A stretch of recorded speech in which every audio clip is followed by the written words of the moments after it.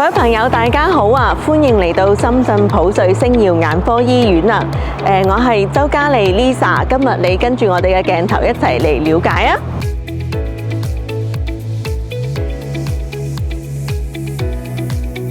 首先呢，我哋嚟到呢度掛號處啦，咁記得帶翻你嘅身份證啦同有效證件嘅。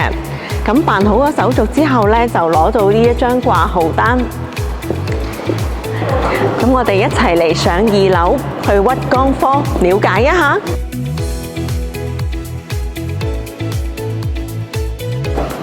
各位朋友，我哋嚟到屈光科啦。咁你係咪好想知道呢做近視手術呢有啲乜嘢嘅檢查項目，要幾耐㗎？咁我哋一齊嚟了解一下。下一步呢，我哋嚟到分診台呢一度呢，會做基礎檢查、視力嘅檢查同埋建檔嘅。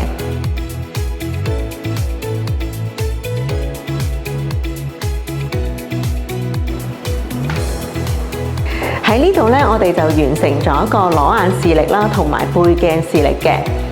咁接下來呢，我哋就會嚟到呢度做一個電腦驗光同埋一個眼壓嘅。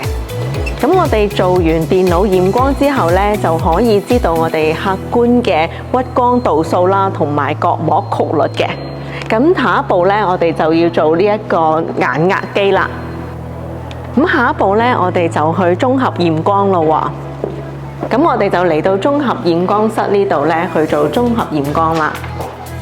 通過我哋綜合驗光儀嘅加減鏡片檢測，可以檢測到主觀嘅屈光度數，就可以準確咁測出度數。而視功能檢查係用於提升視覺質量同埋用眼識度嘅。咁接下來呢，我哋就去角膜地形圖啦。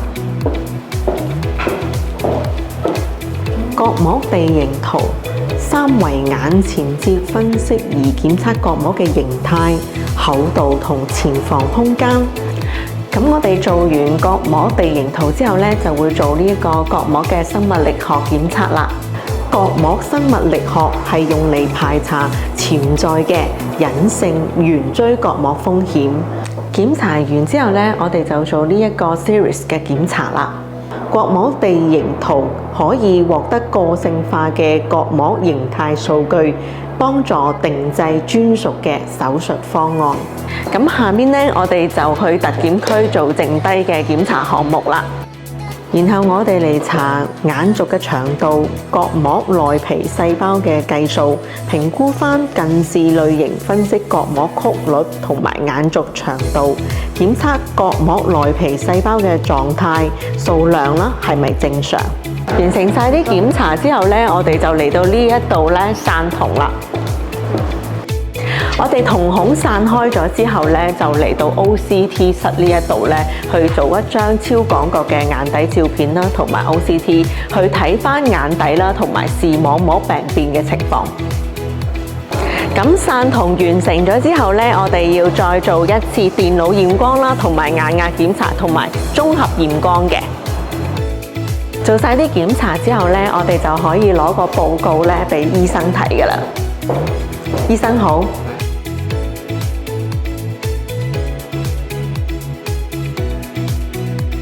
唔該，醫生。咁咧，醫生咧最後咧會介紹翻一個咧適合我哋自己嘅手術方案啦。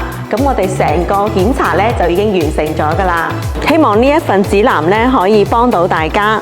最後祝大家有一個高清嘅視力。